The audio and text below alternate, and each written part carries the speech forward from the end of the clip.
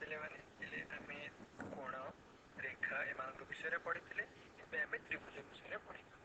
ଏକ ସମତଳରେ ଥିବା ତିନୋଟି ବିନ୍ଦୁ ଯଦି ଗୋଟିଏ ରେଖାରେ ନଥିବ ତେବେ ସେହି ତିନୋଟି ବିନ୍ଦୁକୁ ଆମେ ଯୋଗ କଲେ ଯେଉଁ ଚିତ୍ରଟି ପାଇବା ଆମେ ତାକୁ ତ୍ରିଭୁଜ ବୋଲି କହିବା। ତାହେଲେ ମୁଁ ପ୍ରଥମେ ତିନୋଟି ବିନ୍ଦୁ ନେଉଛି ଯିଏକି ଗୋଟେ ସରଳ ରେଖାରେ ନାହିଁ, ମାନେ ଏମାନଙ୍କୁ ଯଦି ଆମେ ଯୋଗ କରିବା ତାହେଲେ ଆମେ ଗୋଟେ ସରଳ ରେଖା ପାଇବା କିପରି ନାହିଁ।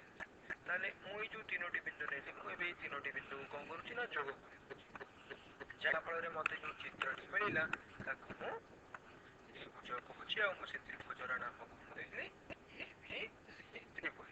ତାହେଲେ ମୋତେ ଏଠି ABC ଟ୍ରାୟାଙ୍ଗଲ ବା ତ୍ରିଭୁଜ ମିଳିଲା। ଏହି ABC ତ୍ରିଭୁଜରେ କେତୋଟି ବାହୁ ଅଛି? ତିନୋଟି ବାହୁ।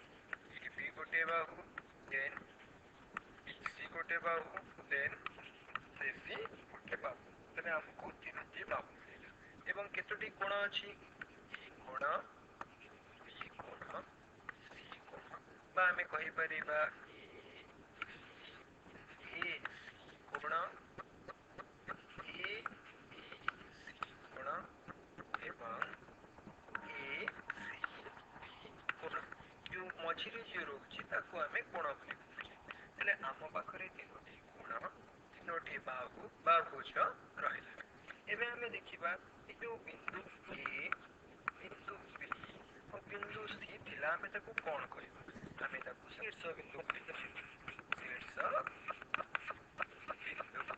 ତାହେଲେ ତ୍ରିଭୁଜର ABC ହେଲା ତିନୋଟି ଶୀର୍ଷ ବିନ୍ଦୁ ବା ତ୍ରିଭୁଜର ତିନୋଟି ଶୀର୍ଷ ବିନ୍ଦୁ ଥାଏ। ଏବଂ କୋଣ A, କୋଣ B, କୋଣ C ତ୍ରିଭୁଜର ତିନୋଟି କୋଣ ବା ତିନୋଟି ଅନ୍ତସ୍ଥ କୋଣ। କାହିଁକି? ଏ ତ୍ରିଭୁଜର ଭିତରେ ଅଛି। ଏ କୋଣଟି ଆଉ ଏ କୋଣଟି ତ୍ରିଭୁଜର ଭିତରେ ଥିବାରୁ ଆମେ ତାକୁ